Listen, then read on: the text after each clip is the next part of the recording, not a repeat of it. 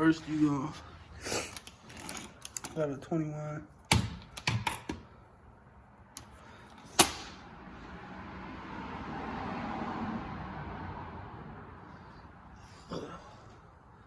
This one.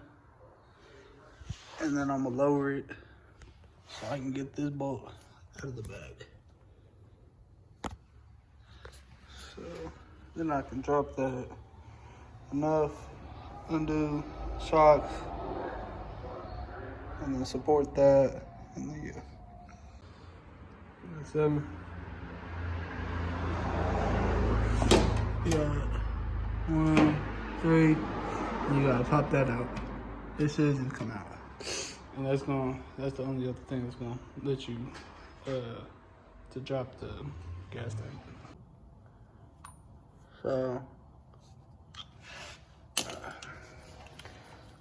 they actually 15s, but pull out that one.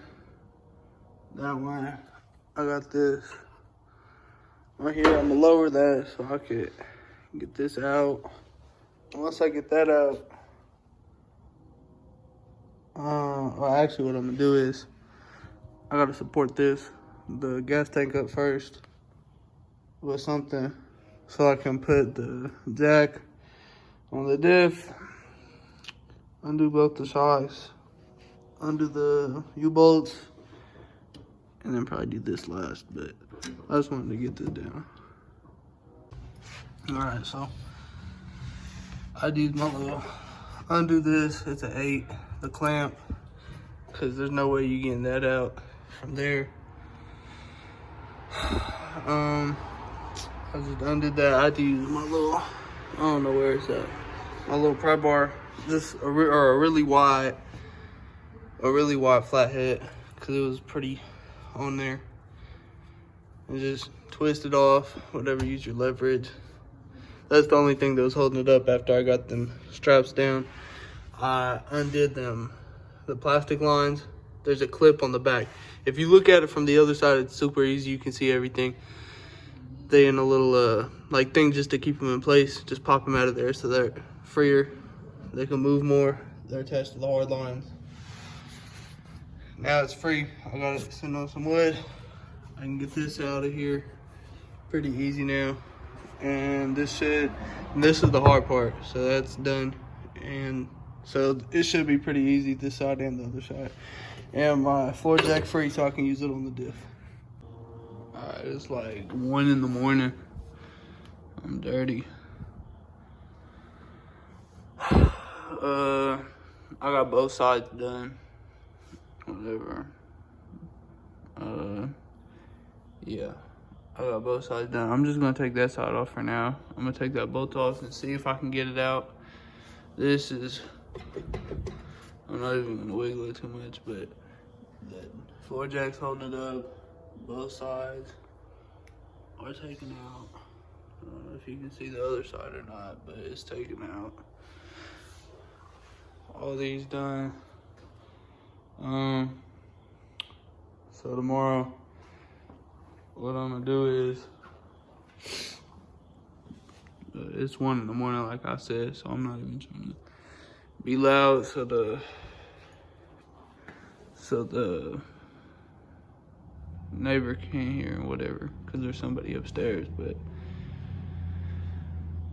tomorrow I'm gonna drop this, the leaf spring, put the diff on top somehow. I don't know if I'm gonna have to take the whole leaf spring down or not. I'll probably end up will, just because it's easy, and I'll just put these lowering shackles on. So it shouldn't be that hard to take out. And then that'll be quick and that'll be real easy. All right, so it's all disconnected. Those sides, I took those out, but I put them back through the bolts, cause I want them to stay up so I can put this down. Cause what I'm trying to do is, I got that, I'm gonna push it through and then take the bolt out and then put it under. Hurt. And then trying to swing this as far past the leaf spring, and then undo the bolt and then swing it under. If it don't work, I'll just take one of the edges of that one out and then take the whole leaf spring out, but this should be good. I'll try this and let y'all know. All right, so I had to take the whole, I just took one side of the leaf spring out, took it out. I'm gonna put it together while it's down here, put the U-bolts through, get the whole set up, and then just lift the whole thing up and bolt it back on to both the leaf spring on both sides. So yeah. All right, it's on top. My jack doesn't lift it high enough, so I waited till I got it on both sides, attached the leaf springs. So now I can lower that, and this isn't going nowhere. I'll put a block or something on the jack so I can lift it higher, so I can get these on there and I can get it centered and all that, because I don't have anything holding this side on. At least that side does.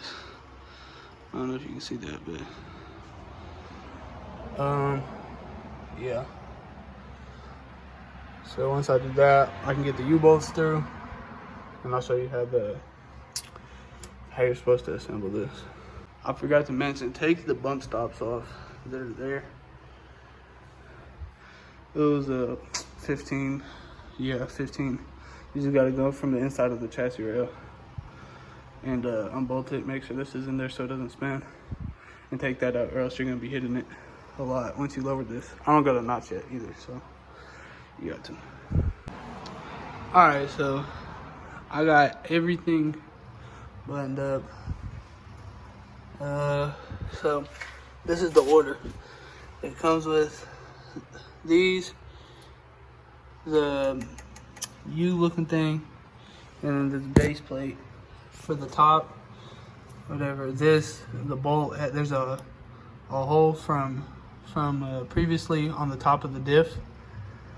The bottom of this will slide into this. There's a hole in it that's offset that you want towards the front, because you're relocating it, so it needs to sit. So you want it to sit back a little further, so it's centered still. As you can see, it's centered. So the hole is on this side. I don't know how to show you, but it's on this side, and then these you want the ear, whatever, slanted down on both sides.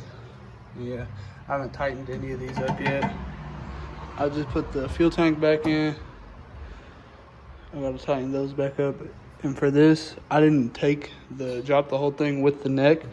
I actually disconnected the neck from up here. And yeah, so it's easier. It's an 8 on the clamp, and then it'll pull out, because you don't want to have to try and fish that neck through the chassis rail. It's too much.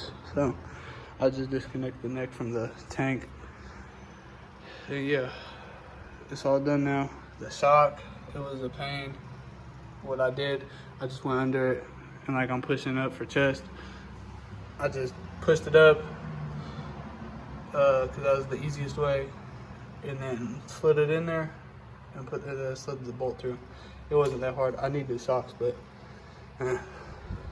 it's good for now. But yeah, it's all good. Got me some rims, but yeah, I'll need to, stay tuned, but that's it.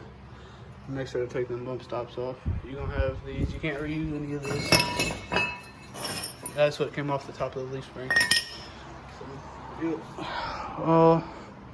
All done.